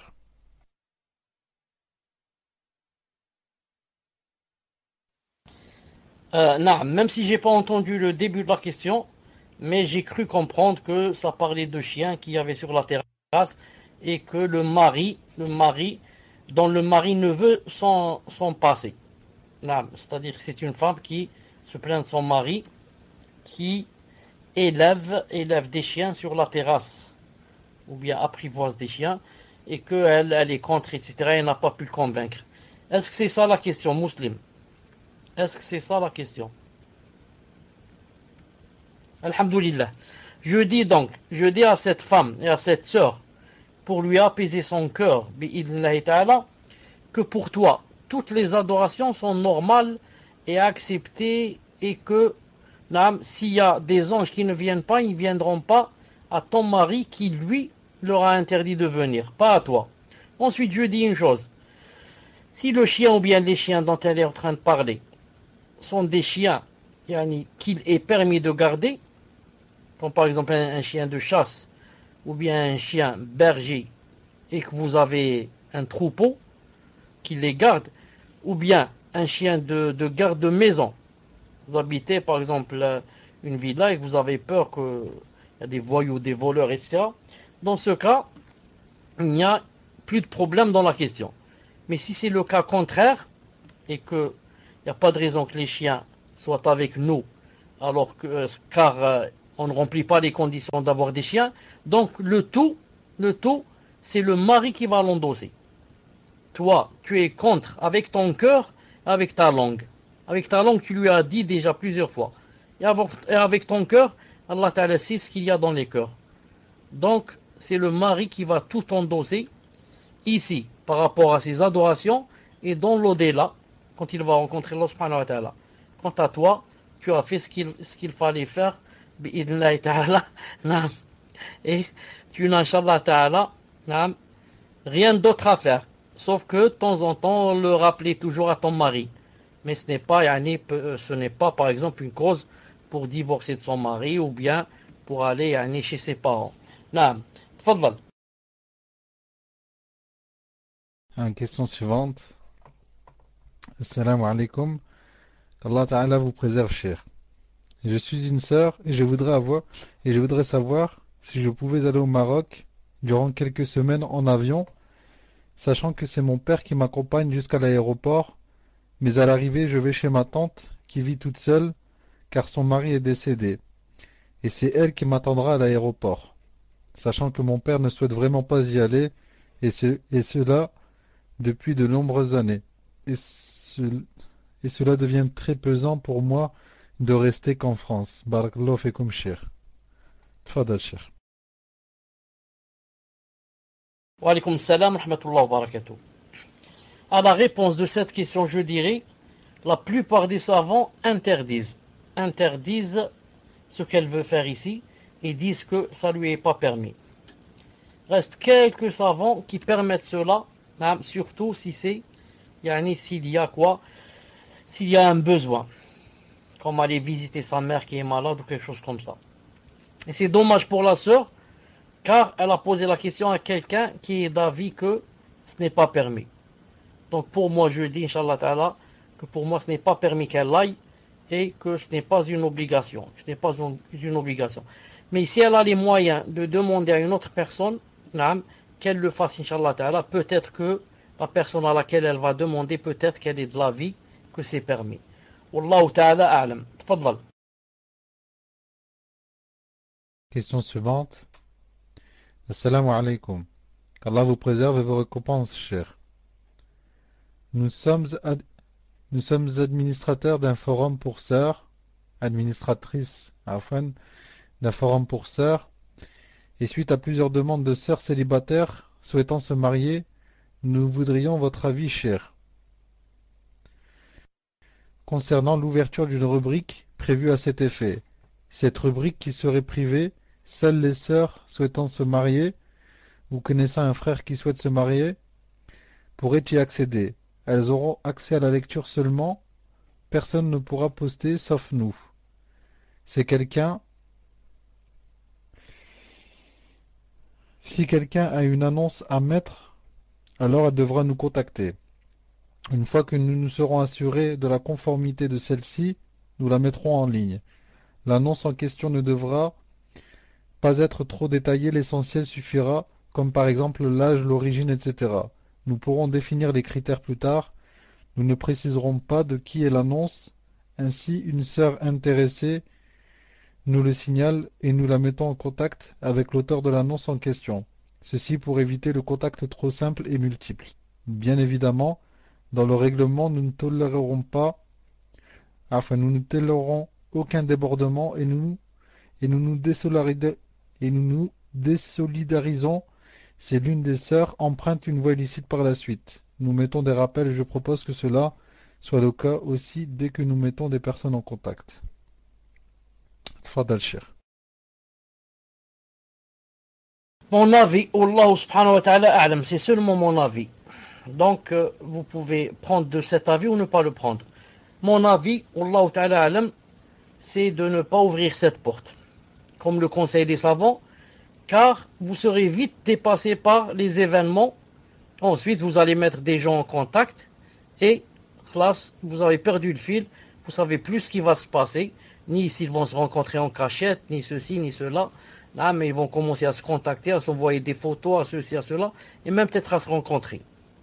Je dis Allah subhanahu wa ta'ala, comme a dit Allah ta'ala, وَلْيَسْتَحْفِفِ الَّذِينَ لَا يَجِدُونَ نِكَاحًا حَتَّى يُغْنِيَهُمُ اللَّهُ مِنْ فَضْلِهِ. Allah ta'ala dit que ceux qui ne trouvent pas le mariage, qu'ils restent chastes jusqu'à ce que Allah subhanahu wa ta'ala les enrichisse et ils peuvent se marier. Je dis, tous les savants que je connais, auxquels j'ai lu, ne permettent pas ces choses par Internet. Ne permettent pas ces choses par Internet, car on a beau serrer, on a beau dire, on va se limiter juste à ceci, cela. Ensuite, dès qu'il y a contact entre le prétendant et la prétendante, là, vous allez perdre le fil, vous allez plus savoir ce qui se passe. Ce qui se passe et où ça va aller l'affaire, surtout dans un pays en Europe où, vous savez que beaucoup de gens, leur foi, c'est juste, ça tient juste sur quelques fils, et il y a beaucoup de gens qui se cachent derrière la foi, pas seulement en Europe, partout dans le monde. C'est-à-dire ces derniers temps, où la foi affaiblit, il n'y a plus la crainte d'Allah subhanahu wa ta'ala, etc. Donc je conseille, Allah subhanahu wa ta'ala, c'est toujours mon avis, de ne pas ouvrir cette porte, mais par contre, celui qui veut marier, si c'est une femme, elle demande à son mari qu'il lui cherche quoi? Qu'il lui cherche un frère pour la sœur qu'elle connaît. Et si c'est un homme qui a un frère qui voudrait marier son ami ou son frère qui prie avec lui à la mosquée, son frère dans la religion, il demande à sa femme de lui chercher une copine à elle ou une amie ou une je ne sais pas qui pour que pour qu'il envoie lui son ami chez les parents de celle-là pour lui demander sa main. Et comme ça. Mais pas Internet, je ne conseille pas. Wallahu ta'ala a'lam. Tfadlal. Question suivante. Salam alaykoum cher. Voici ma question. Pendant la salat en jama'a, nous devons répondre au salam lorsqu'une personne rentre dans la mosquée, même en faisant un geste. Cependant, si nous sommes en salat et que la personne ne voit pas ma main, répondre au salam. Car étant en prière, je lui donne le dos, donc la personne ne voit pas ma main. Dans ce cas, dois-je tout de même faire le geste pour répondre au salam? Barakallahu fikum sheikhana. Tfadal cheikh. En principe, si celui qui a posé la question a dit salam alaikum, je dis alaikum salam rahmatullah. Moi, j'ai pas entendu. En principe, quand quelqu'un rentre dans la mosquée, trouve les gens en train de prier, c'est pas de la sunna de dire comme ça salam alaykoum devant tout le monde. Mais il dit salam quand il s'approche de la personne devant laquelle il va prier. Maintenant, si jamais une personne rentre et dit salam alaykoum comme ça à voix haute, ce n'est pas tout le monde qui va lever la main pour lui répondre. Surtout que ceux qui sont dans les premiers rangs, même s'ils font le geste avec la main, lui, il ne peut pas les voir. Donc c'est la personne qui est proche d'elle et qui sait que si elle va tendre sa main, elle va la voir. C'est celle-là qui va lui dire wa alaykoum salam avec sa main bi'idhnillahi ta'ala. Car vous savez que rendre le salam, une seule personne suffit. C'est pas tout le monde qui va rendre le salam. Une seule personne suffit bi'idhnillahi ta'ala.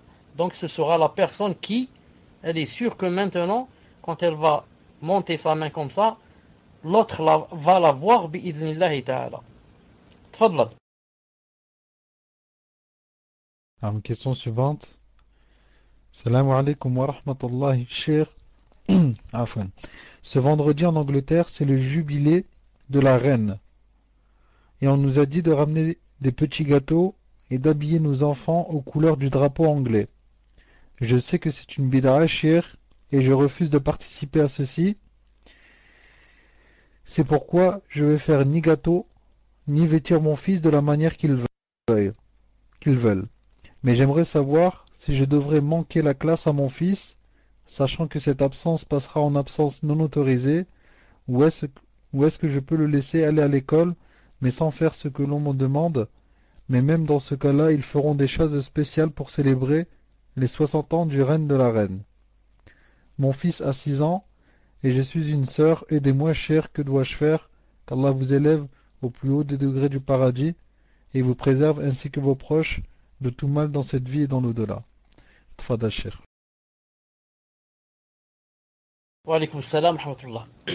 Si, comme dit la sœur, que son absence, qui est non autorisée, ne sera pas grave.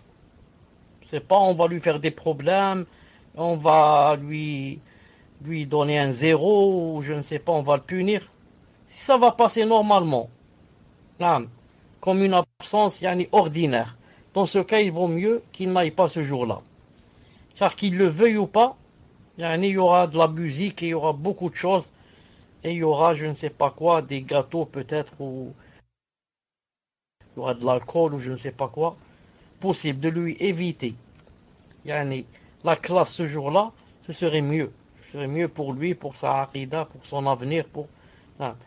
Mais si vraiment c'est interdit et qu'il risque, je ne sais pas, qu'on le fasse doubler ou bien qu'on vous convoque et que je ne sais pas quoi, qu'est-ce qui va se passer. Donc dans ce cas, c'est plus fort que toi. Mais je reviens, si c'est il y a une absence qui va passer comme ça ordinaire, comme quoi il ne pouvait pas venir, comme quoi il avait des empêchements, comme quoi, et que ça passe ordinaire, il vaut mieux qu'il n'aille pas ce jour-là, bi'idhnillahi subhanahu wa ta'ala. Naam. Tfadlal. Question suivante. Salam alaikum ya Sheikhana. Qu'Allah vous accorde des bienfaits dans cette vie, d'ici-bas et dans la vie de l'au-delà. Je me retrouve dans la situation suivante. Je vis avec un frère dans un appartement qu'il loue. Il paye le loyer, je ne paye rien. Chaque mois, ce frère va déposer un chèque chez le gardien. Nous savons que ce gardien commet des choses malsaines, notamment, il fait du sihr. Ma question est donc la suivante. Est-il légitime pour moi de vivre avec ce frère, sachant qu'il paye chaque mois le loyer, et que cette entreprise de logement me reverse à partir des loyers des gens un salaire au gardien, et qu'avec cet argent le gardien fait ces choses malsaines que j'ai citées auparavant. Barakallahu fikum. Tfadal Cheikh. Franchement, je n'ai pas compris la question. Si c'est possible, Inch'Allah Ta'ala, de me faire comprendre la question. Je n'ai pas comprise. Wahda. Et deuxièmement, n'oublie pas qu'aujourd'hui, Inch'Allah Ta'ala, n'oublie pas que il n'y avait pas d'internet pendant au moins un quart d'heure. Donc, qu'on rattrape, Inch'Allah Ta'ala, le quart d'heure que j'ai raté quand il n'y avait pas de connexion. Tfadlal. Donc, Inch'Allah, Cheikh, vous me dites à quelle heure on termine, mais là. Et dans la question, je pense, donc de ce que j'ai compris, il demande si c'est légitime de vivre avec quelqu'un, donc avec un frère, sachant qu'une fois qui payera toujours le loyer. Je pense qu'il demande si c'est légitime. Et dans la même question, il demande s'il est autorisé de donner un loyer à une personne qui derrière va faire du sihr. On sait qu'avec cet argent-là, il va faire du sihr, avec le salaire qu'on va lui donner. Wallahu alam, c'est ce que j'ai compris de la question. Si ce n'est pas ça, on demande au frère qui a posé la question de se rapprocher du frère Akh Mohamed 64. Barakallahu fikum. Tfadal, Cheikh. Non, mais en fait, j'ai pas toujours bien compris la question. Non, moi, quand j'habite chez quelqu'un, je dois payer mon loyer. Maintenant, quand je paye mon loyer, ce qu'il va faire avec, ce qu'il va faire, vous avez compris. Moi, je dois payer mon loyer. Maintenant, quand je paye mon loyer, qu'est-ce qu'il va faire avec cet argent? Je ne dois pas chercher ce qu'il va faire. Je lui donne en contrepartie. Si j'apprends qu'il invite des gens à boire de l'alcool, ceci, je lui loue pas. Je lui loue pas.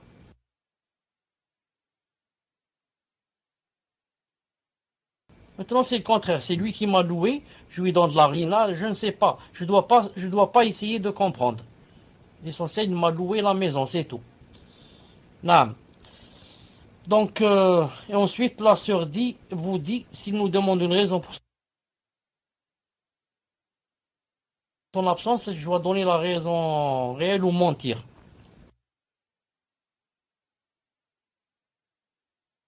Réelle, car ça risque de t'emmener loin. Ça veut dire si. Donc, toi, on va te dire qu'est-ce que tu fais ici en Angleterre, tu es contre notre reine. Ni mentir, les choses. Vous comprenez? C'est comme quelqu'un, par exemple, qui ne va pas. J'avais un malaise dans mon cœur ou un mal dans mon cœur. Un mal dans mon cœur, si c'est vrai, on est loin, on est femme.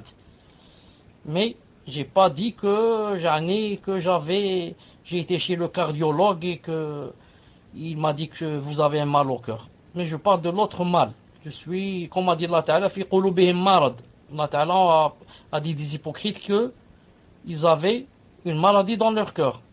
Quand tu dis, je sens quelque chose dans mon cœur, tu veux dire par là, loin d'Allah subhanahu wa ta'ala, et comme ça. Non. Tfadlal.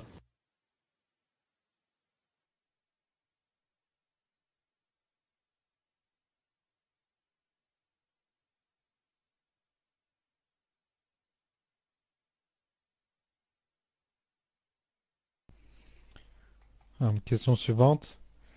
Bijoux qui nous servent de parure. Les bijoux que je possède m'ont été offerts en cadeau et je souhaite savoir comment déterminer le poids de mes bijoux, sachant qu'il y a des bijoux qui comportent des pierres précieuses et non précieuses, et d'autres bijoux qui sont en argent plaqué d'or, ou d'autres en métal plaqué or, et d'autres en or rouge ou jaune, sachant que les couleurs de l'or dépendent des alliages de métaux mélangés à l'or. Donc je souhaite savoir comment dois-je déterminer le poids de l'or et de l'argent, de me donner ce que je vais devoir sortir en zakat. Barakallahu fikum cher, pour vos efforts et pour le temps que vous nous accordez, ainsi que les admins, qu'Allah vous récompense grandement et vous accorde le Firdaus, ainsi qu'aux admins et à tous les musulmans. Tfadal cher. Astaghfirullah. L'or, j'ai dit l'or. La zakat se fait sur les bijoux qui sont en or et qui sont en argent. Pas en d'autres métals. Qui sont en or et qui sont en argent. Plaqué or, ça veut dire qu'il y a de l'or dessus. Plaqué argent, ça veut dire qu'il y a quand même un peu d'argent dessus. Il n'y a pas de zakat sur les émeraudes et le diamant et ces choses-là. Il y a seulement sur l'or et l'argent. Ni sur le cuivre, ni sur le fer, ni sur le zinc, ni. المهم la personne qui apprend que il faut faire la zakat sur la part muhim, ensuite elle va peser l'or et l'argent, les bijoux qu'elle a en or et en argent, et voir si ça dépasse 85 grammes.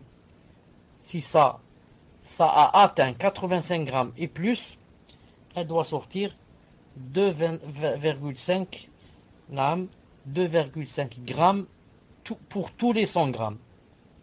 2,5%. Chaque 100 grammes, elle doit sortir 2,5%. Et elle doit sortir, si elle veut en or, si elle veut de la même matière, c'est-à-dire pour l'or elle sort en or, pour l'argent elle sort en argent, ou bien elle sort en argent, l'argent c'est-à-dire liquide, en euros, en dollars, en argent. Par exemple, disons si elle a 200 grammes, elle va demander c'est combien le gramme d'or. Et elle multiplie les 200 grammes par la valeur du gramme. Ensuite, elle fait sortir 2,5, c'est-à-dire elle divise le tout par 40 et elle donne une part. Vous avez compris? Elle divise le tout par 40 et elle donne une part. C'est ça 2,5%. Maintenant, son mari n'est pas obligé que ce soit lui qui paye sa zakat. S'il veut, elle lui dit voilà, j'ai fait les calculs, je dois donner par exemple 100 euros. Maintenant, si lui il veut, lui dit voilà, je te donne 100 euros et donne la zakat. Il a des récompenses. Mais s'il ne veut pas, la charia ne l'oblige pas. C'est son argent à elle. C'est elle qui doit quoi? Qui doit vendre une partie de ce qu'elle a et donner 100 euros. Par exemple, si c'est 100 euros. Non. Et comme j'ai dit, si maintenant son mari veut payer à sa place, ou bien son père, ou bien son voisin, ou bien, ça c'est autre chose. Ça c'est autre chose. Juste qu'il l'avertisse qu'il va faire sortir la zakat à sa place. Voilà, Inch'Allah Ta'ala, la réponse. Tfadlal. Même si la personne ne travaille pas, elle doit sortir la zakat toutes les années, jusqu'à ce que l'or qu'elle a n'atteigne plus 85 grammes. Quand c'est devenu maintenant 84 grammes, 80, 70, elle n'est plus obligée de sortir la zakat. Tfadlal. Peut-être, j'ajoute une chose. Peut-être quelqu'un va dire, comment subhanallah, elle ne travaille pas, etc. Et l'or qu'elle a, au lieu d'augmenter, il diminue. Et malgré cela, elle va sortir la zakat. On va lui dire, naam. En islam, ayant maintenant 85 grammes d'or et plus, ça veut dire la personne n'est plus pauvre, elle est riche. Donc le riche fait sortir la zakat, premièrement. Deuxièmement, en islam, il n'y a pas l'or ou bien l'argent qui dort. Il n'y a pas faire dormir son or. Mais l'or que tu as, tu aurais pu le faire travailler.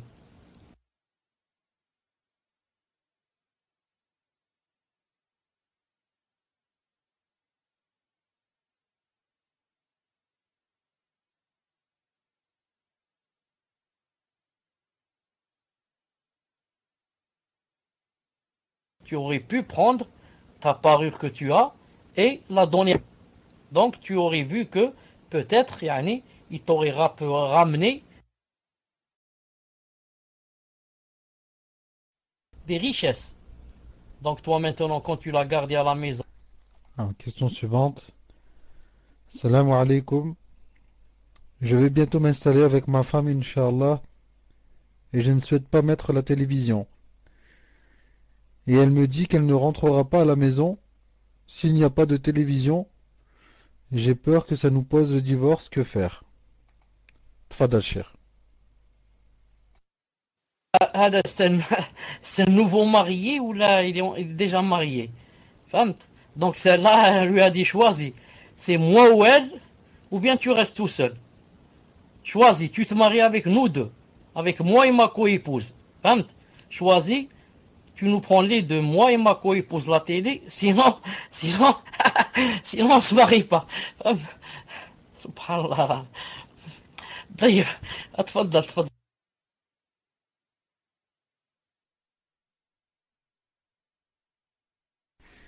Ça, c'est l'essence de la question, Allah Musta'an, mais c'est bien ce que sa femme lui a dit.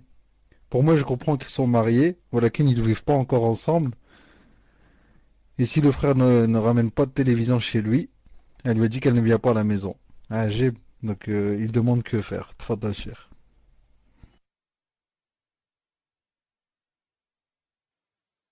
Je voulais savoir une petite chose. Est-ce que Hadou, ils sont mariés ou ils vont se marier?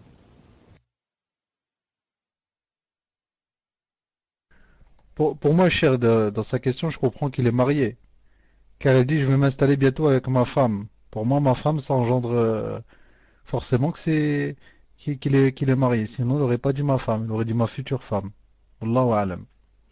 Tfadal, cher. Si le frère peut donner la précision au Akh Mohammed, s'il est marié ou pas encore, Inch'Allah qu'il le fasse. Tfadal, cher. Mais allez, jeudi. Si sa femme, déjà mariée, mais si sa femme, c'est une femme qui est, masha'Allah, qui tient à son din, c'est une femme à principe, une femme qui tient à son din, une femme qui aime Allah subhanahu wa ta'ala et l'au-delà, etc. Et que elle a seulement ce défaut qu'elle tient toujours à la télé et que c'est très important et qu'il sait que elle ne voit jamais le haram à la télé. C'est-à-dire qu'elle fait son possible qu'elle ne voit par exemple que les choses dans le din ou bien des documentaires sur les animaux, sur la forêt, sur la mer, les montagnes, etc. Et qu'elle rentre jamais dans les films. Vous avez compris? Dans ce cas, il pourrait, bidna ta'ala, baisser les yeux pour cela à cause d'elle, parce qu'il tient à elle, il sait qu'elle est sérieuse et que, il trouve chez elle des qualités qu'il ne trouve pas chez d'autres.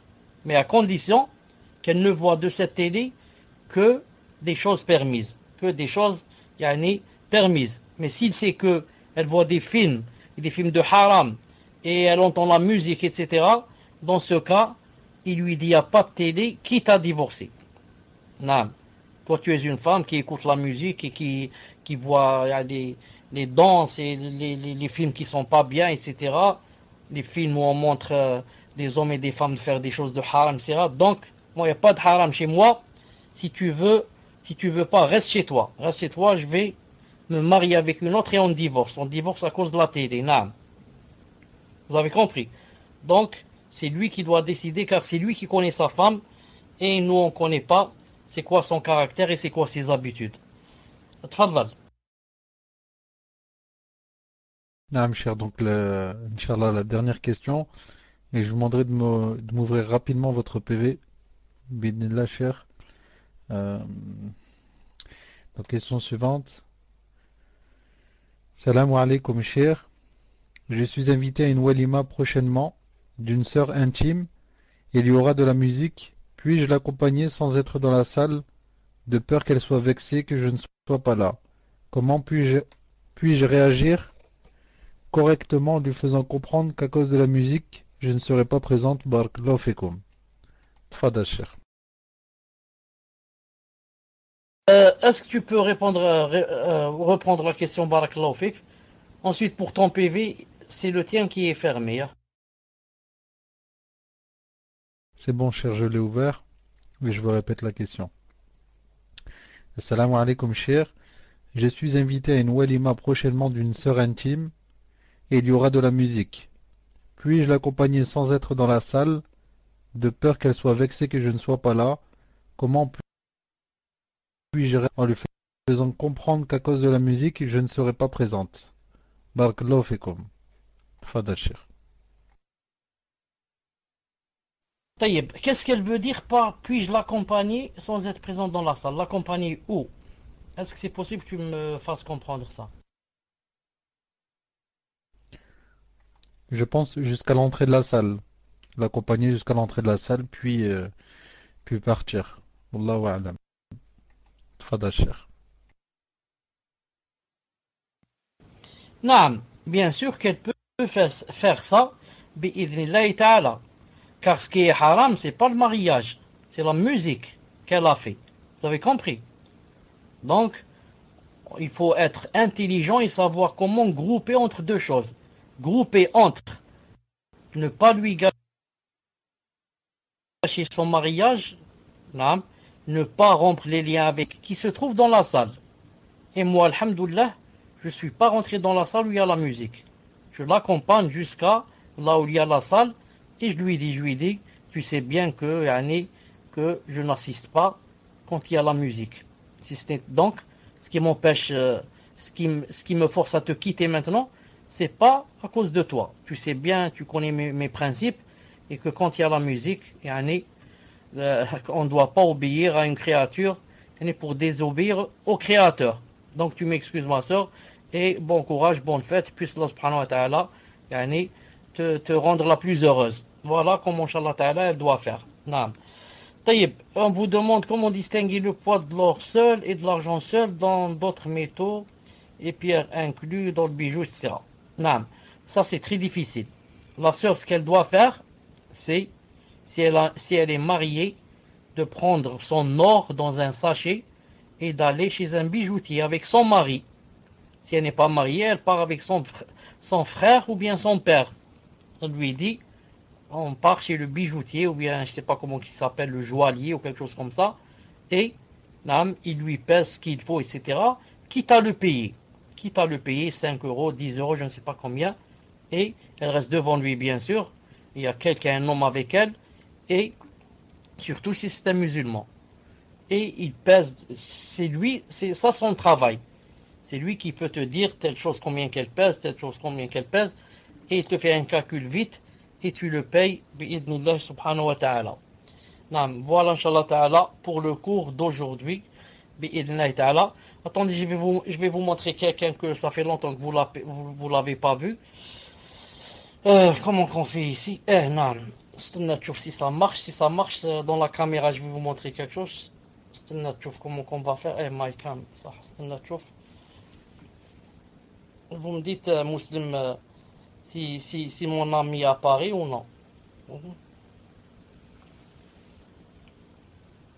Mon ami qui dort devant moi, est-ce que vous le voyez? Muslim, est-ce que vous avez vu mon ami? On ne voit pas, hein? Ah, vous n'avez pas vu. Donc il y avait une erreur quelque part. Muslim.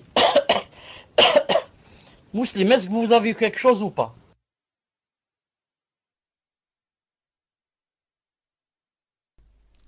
Là, cher, moi personnellement, je n'ai rien vu. J'ai cliqué dessus, mais on n'a pas vu le. On ne voyait rien. Tfadal, cher. Taïb. Attends, on va réessayer une autre fois. Donc, voilà.